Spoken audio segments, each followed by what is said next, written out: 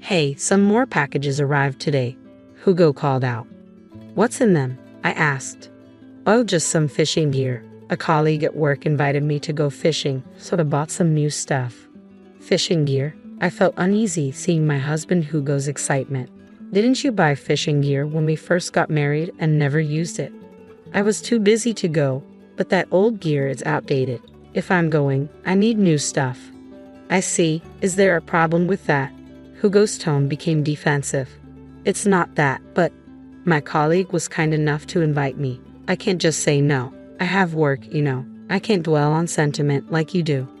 I understood what Hugo was saying, but it was hard to believe we were a couple sharing the same sorrow when he seemed so happy, like nothing had happened. I'm Cynthia, 33 years old, and we've been married for 6 years.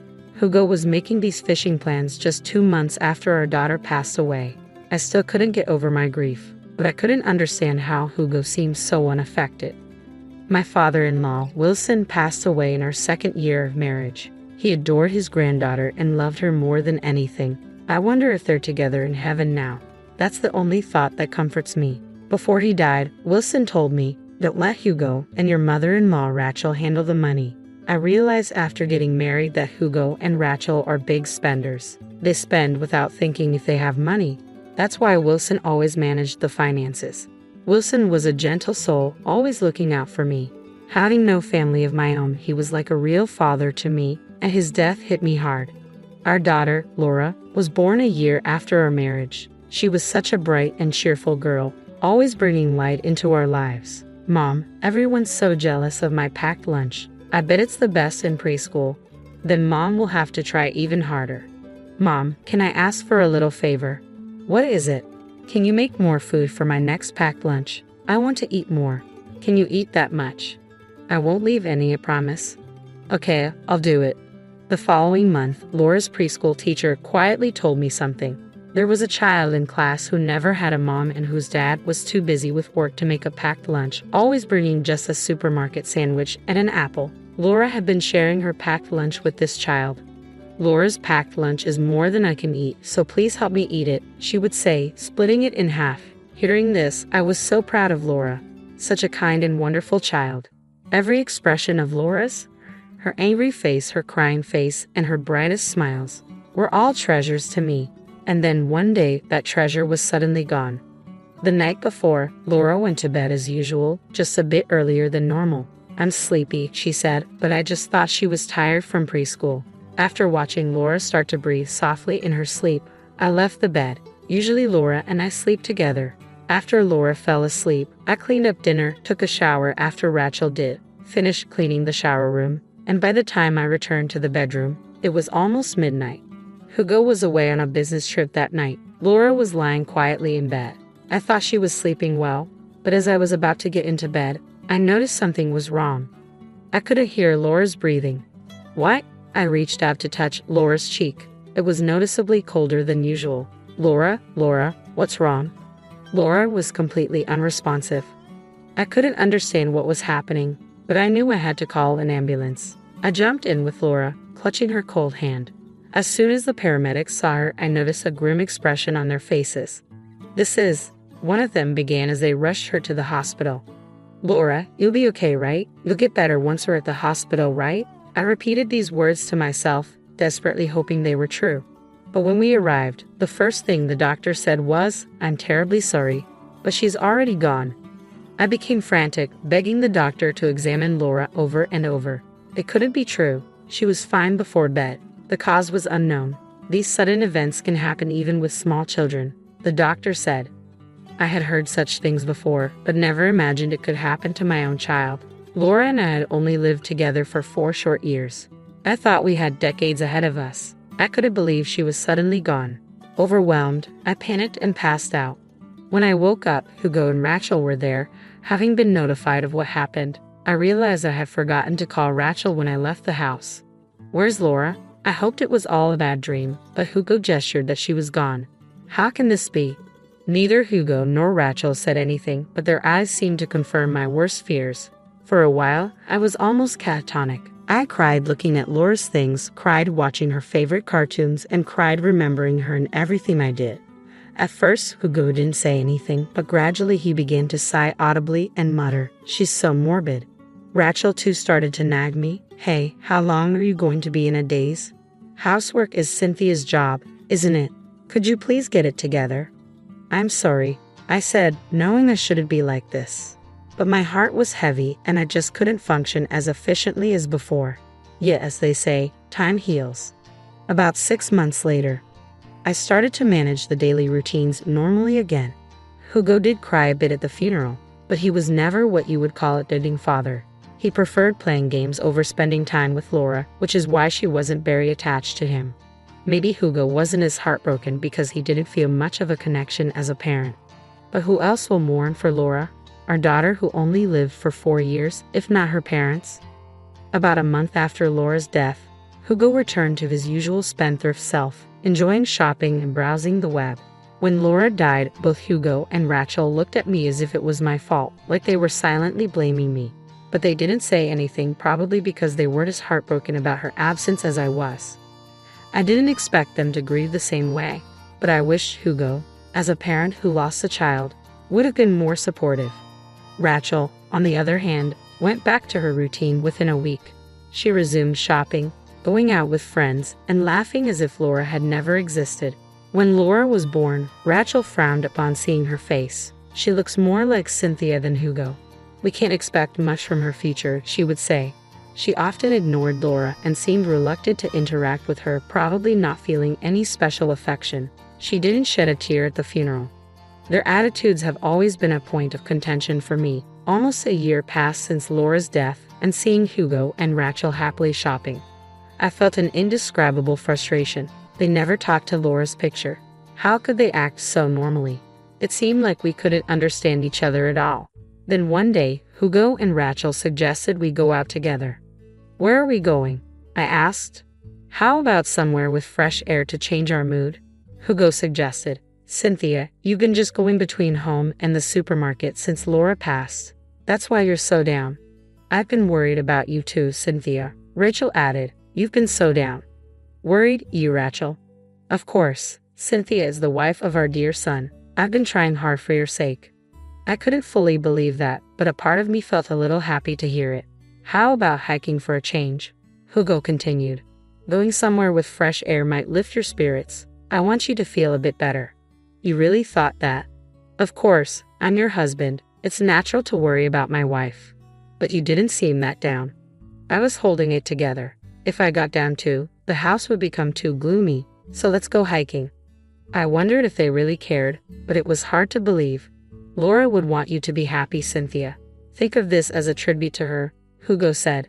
That moved me. I knew Laura wouldn't want me to cry forever. That's something I've always known in my head. "But I've never hiked before," I said. "Don't worry, even I can climb it. It's more like a light hike," Hugo reassured me. "Well, if Hugo and Rachel insist."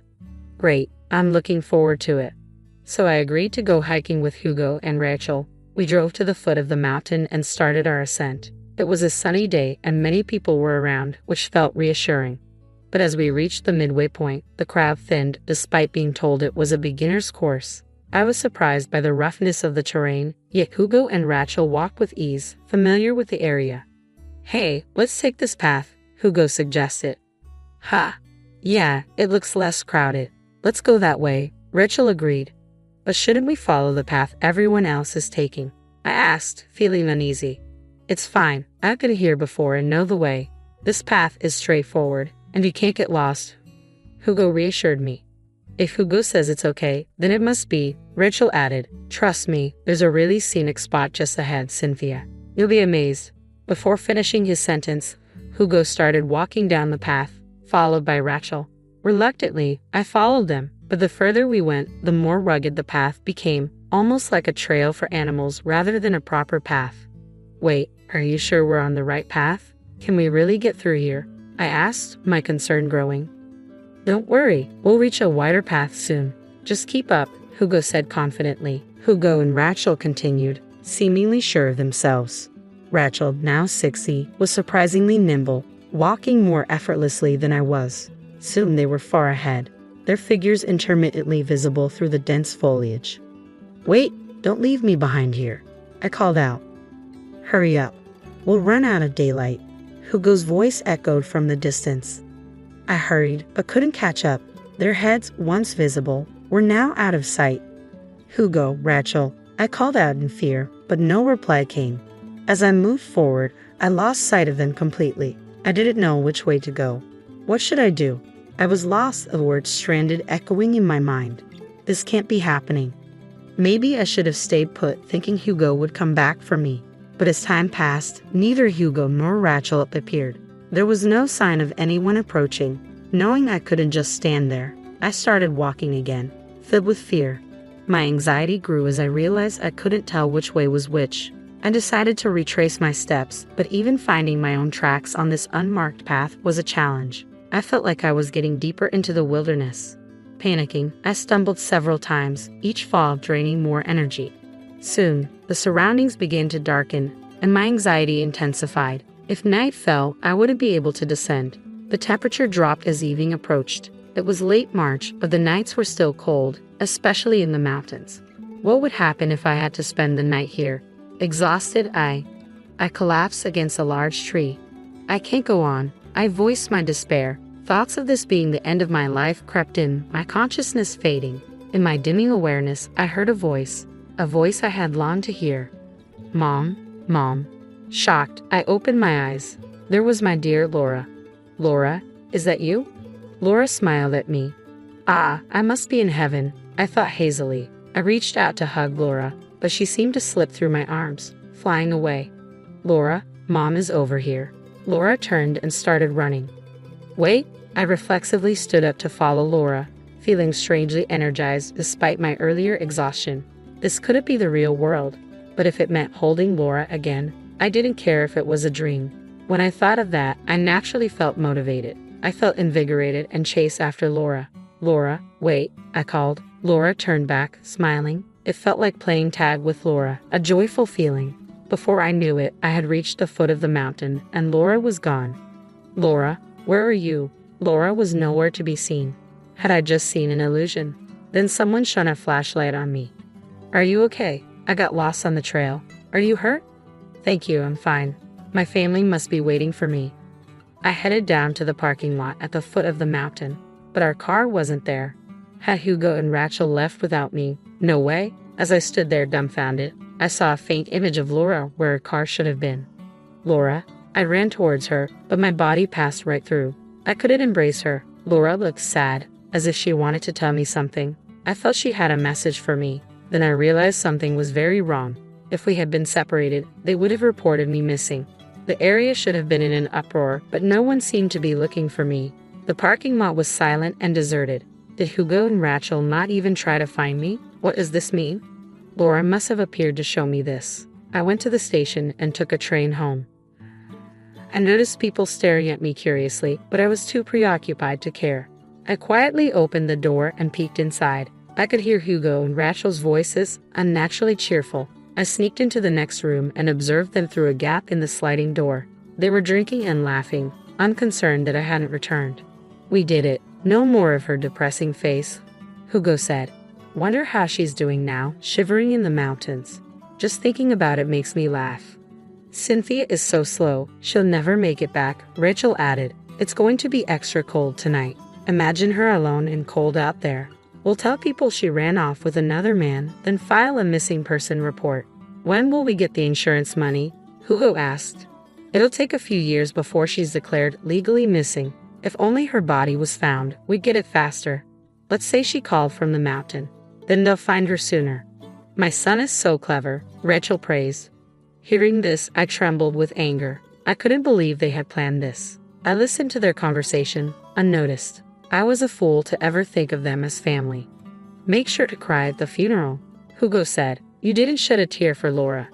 Well, I wasn't sad. Laura wasn't cute. She looked just like Cynthia. Rachel replied, I never wanted kids. They're just annoying. Hearing this, I burst open the sliding door. Hugo and Rachel looked at me in surprise, their expressions frozen in shock. Hugo backed up against the wall while Rachel covered her head with a throw. I realized I must have looked like a ghost covered in mud with torn clothes and scratches. I decided to play along. I'll haunt you. I declared, my voice echoing through the room. They shivered in fear. It wasn't me. Blame Hugo, Rachel yelled.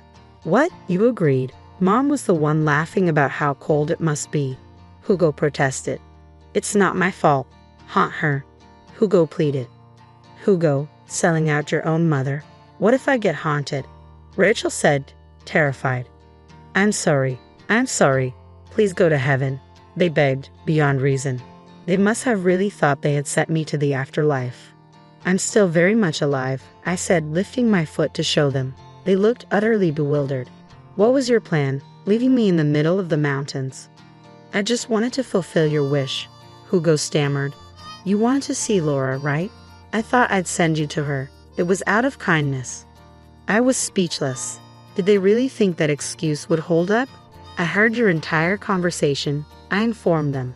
Their faces turned even paler. Of course, I'll be divorcing Hugo. I can't stay here, not with my life on the line. Too bad you won't get the insurance money. I recorded your conversation. I'm taking it to the police. What? I'll consult a lawyer and you'll face the consequences. Cynthia's fine, right? We didn't commit any crime. I won't let this go unpunished. Perhaps it was seeing Laura that gave me strength or knowing their evil intentions, but I felt a newfound power within me. I wasn't going to lose. Rachel, still unable to believe I was alive, peeked out from under her throw at Hugo, and me, still trembling. On the contrary, I wanted to ask myself, do I look that much like a ghost? I didn't bother with their stunned faces and began gathering my belongings to leave the house. I had no destination in mind but managed to find a no-frills hotel. I was grateful for the savings I had hidden before marriage. Hugo and Rachel didn't know I had savings. They would have demanded it if they did.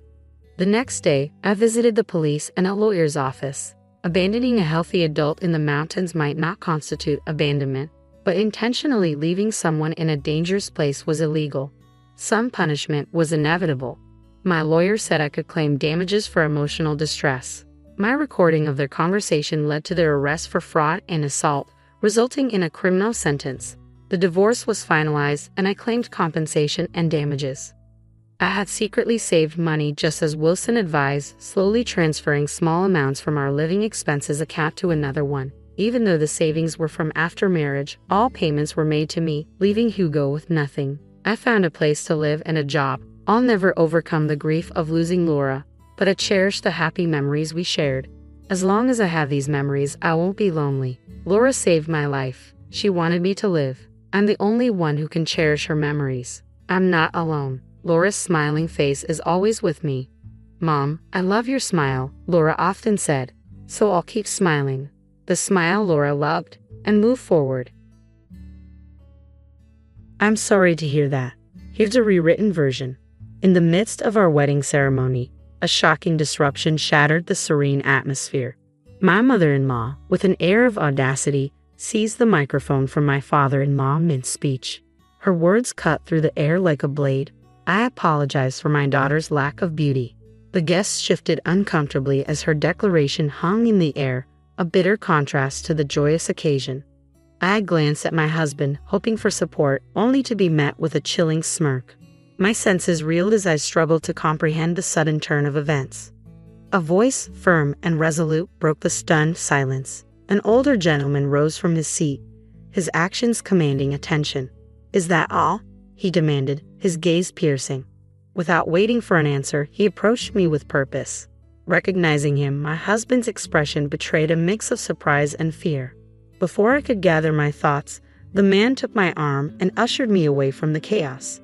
"Let's leave," he said gently, leading me through the corridors, away from the unwanted spectacle of our wedding day. A whirlwind of thoughts swept through my mind, painting a vivid picture of my life. My name is Angela, a 35-year-old woman shaped by the tumultuous currents of my past. Raised in a single-parent household after my parents' divorce during my elementary school years, I became intimately acquainted with resilience and responsibility from a tender age. In my 20s, life took an unexpected turn when my mother fell ill, requiring my devoted care.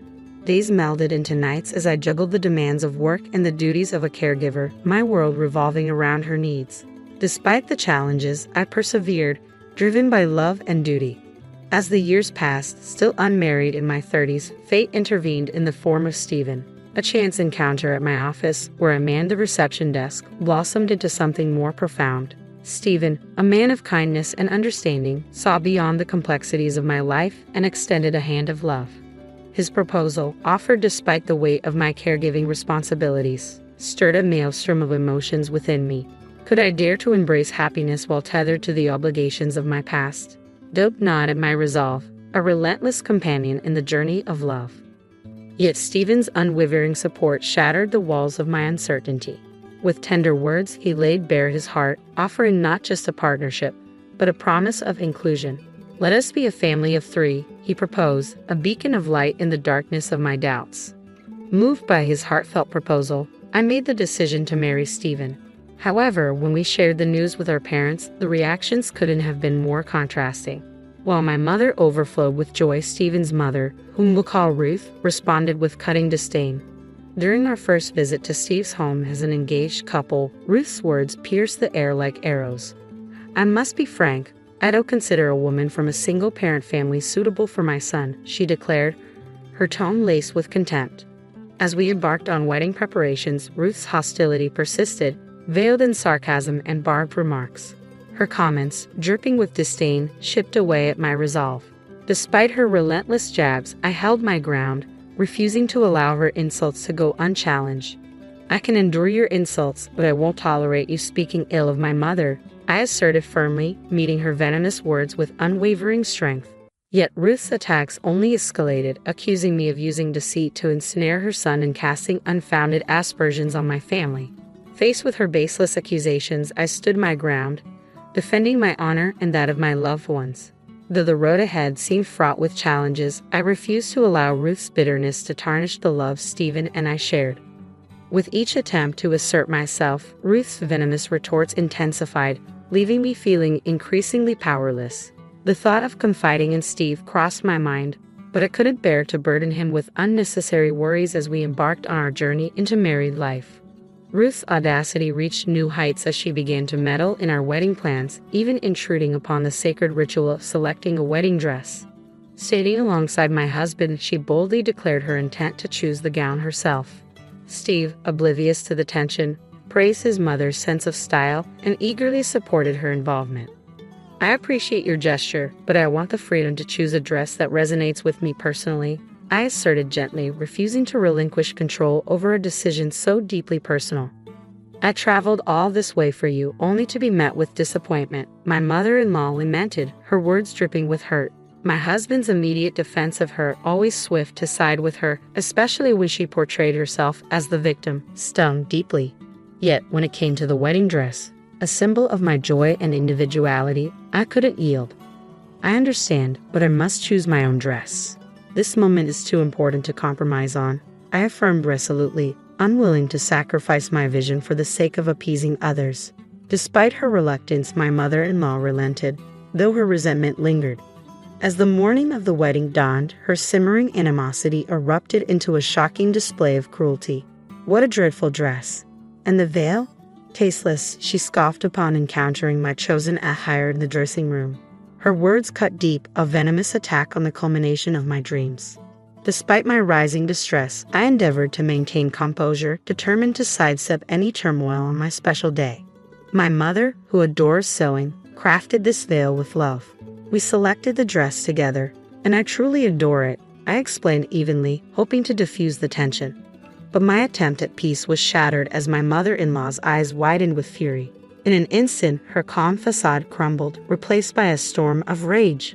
With a sudden motion, she produced a can of coffee from her purse, unleashing its contents onto my beloved dress. Shock paralyzed me as the dark liquid stained the pristine fabric, rendering it unsalvageable. Desperation gripped me as I reached for a nearby towel, but my efforts proved futile against the irreversible damage. "This is the consequence of disobedience," she spat, her voice dripping with malice. With a final decree, she declared my attire unfit for the occasion, leaving me with no choice but to comply with her demands. As she exited the dressing room, her vindictive act hung heavy in the air, a bitter reminder of the power she wielded over my happiness. She must have deliberately brought the canned coffee, plotting to ruin my dress all along, evident from the fact that she had another dress prepared. Fueled by a mix of anger and frustration, I trembled with disbelief at her calculated cruelty. Seeking solace, I retreated to the separate waiting room where my husband awaited, tears streaming down my cheeks as I recounted the ordeal. "This is utterly unfair. It's going to cast a shadow over our entire wedding. What would you like me to do about it?" he snapped, his frustration palpable. Before I could finish, he cut me off, his voice rising in anger. His sudden outburst mirrored the venomous intensity of his mother's actions. Stunned by his abrupt shift in demeanor, I recoiled, taken aback by the harshness of his words. Yet just as swiftly as his anger erupted, it dissipated, replaced by a sense of remorse. "I'm sorry. I didn't mean to lash out like that. I'm just feeling overwhelmed," he apologized, his agitation evident as he wiped beads of sweat from his brow. Despite his apology, a pang of guilt gnawed at me for burdening him with my troubles on such a momentous day. In an effort to diffuse the tension, I opted to lend an ear to my husband's concerns. "You seem really stressed. What's going on?" I inquired gently, hoping to offer some support. "It's a bit chaotic. The CEO of my company unexpectedly decided to attend our wedding. It's a long story, but basically, he heard about our wedding from Steven's boss, who happened to meet him here at the hotel," my husband explained, his voice tinged with apprehension. "And to top it off, one of my colleagues fell ill last minute, so they invited the CEO to fill in." The coincidence was certainly striking, and I couldn't help but see the potential career implications. "It's quite the opportunity. Your skills might just earn you a promotion," I remarked, though it couldn't shake the feeling of frustration at his dismissive tone. Realizing the futility of arguing with him in his current state, I chose to withdraw from the conversation, allowing him to stew in his own thoughts. With the wedding ceremony underway, we exchanged vows atop the hotel's rooftop, the picturesque setting providing a serene backdrop to our union. As the moments passed without incident, a sense of relief washed over me, the earlier turmoil momentarily forgotten. However, the tranquility was short-lived, shattered by the impending family speeches at the reception. My mother-in-law's words cut through the air like a blade, leaving me seething with anger and indignation. Despite my father-in-law's attempts to intervene, she persisted, clutching the microphone tightly as she unleashed her vitriol for all to hear. Just as I reached my breaking point, a middle-aged man rose from his seat with determined resolve, striding purposefully towards me. "You don't deserve to endure this," he declared, his gaze fixed squarely on my mother-in-law. Without hesitation, he extended a guiding hand, leading me away from the escalating confrontation. My mother-in-law's outrage was palpable as she recoiled at the interruption to her tirade. However, her fury paled in comparison to the shock that rippled through the room as the man's identity was revealed. "Who dares to interrupt my speech?" she exclaimed, her indignation faltering as she realized the stature of the man before her. Beside her, Stephen's complexion drained of color as the truth dawned upon him. In a whirlwind of confusion, we hastily retreated from the reception hall, leaving the chaos behind. Sweating profusely and visibly flustered, Stephen struggled to regain his composure as we sought refuge in the relative privacy of the dressing room. "Why is my father here?" I gasped, the revelation sending shockwaves through my already tumultuous world. "That's correct. Stephen's company's CEO is also my biological father. The dissolution of my parents' marriage stemmed from irreconcilable differences. Their constant conflicts, exacerbated by their shared workplace, led them to part ways in the belief that it was for my well-being. Despite the divorce, they maintained sporadic contact over the years. I had grown accustomed to seeing my father several times a month, his consistent child support ensuring my needs were met as I transitioned into adulthood. Even when my mother fell ill, he remained a steadfast presence, offering support in various forms, fostering a strong bond between us. Yet the revelation of his position as Stephen's boss caught me off guard. "I never knew my father was the CEO of Stephen's company," I murmured, grappling with the unexpected twists of fate. His sudden appearance at my wedding, contrary to his prior commitment to a business engagement, only added to the bewildering turn of events. "Why did you come if you had an important meeting?" I questioned, perplexed by his change in plans. "My meeting concluded earlier than anticipated. I couldn't miss the opportunity to give you this gift in person," he explained, his presence offering a glimmer of solace amidst the chaos. As I made my way to the entrance, I encountered an employee who revealed an unexpected twist.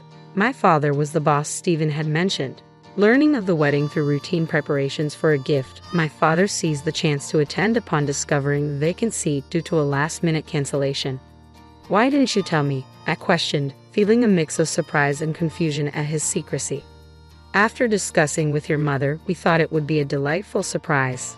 I never anticipated it would unfold like this," my father confessed, a tinge of sadness clouding his expression. Before I could delve deeper into the matter, the dressing room door swung open, revealing my mother-in-law's ominous presence. Her saccharine tone sent shivers down my spine as she attempted to coerce me back into the fold. The realization that she must have learned of my father's identity from her husband's revelation sent a chill through me. "Who do you think caused all of this?" "It was just a harmless joke," she declared, her attempt at levity falling flat in the face of my father's unexpected appearance.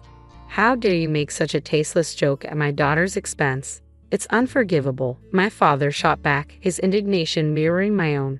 "What? So, it wasn't a jest after all?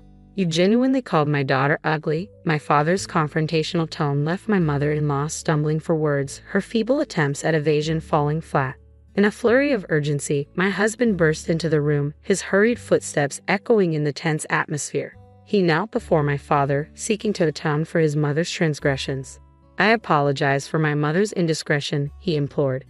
"You're apologizing to the wrong person." My father's icy gaze bore down on my husband, his words laced with disappointment and reproach. "Angela, I'm sorry. My mother acted independently," my husband addressed me, his voice tinged with regret.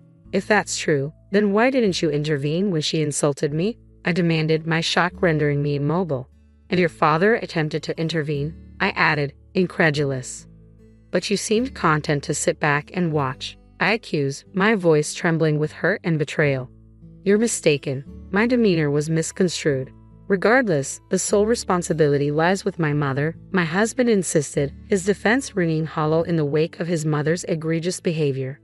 My husband erupted, his accusatory finger aimed squarely at his mother. "Stephen, are you turning against your own mother? We agreed to teach this insolent wife a lesson together, didn't we? Hey, enough with the unnecessary remarks. You said we needed to put this wife, who refuses to let Mama have her way with the dress, in her place. Keep quiet."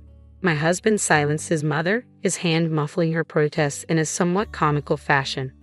"Now, care shed some light on this situation?" I prodded, my voice edged with urgency.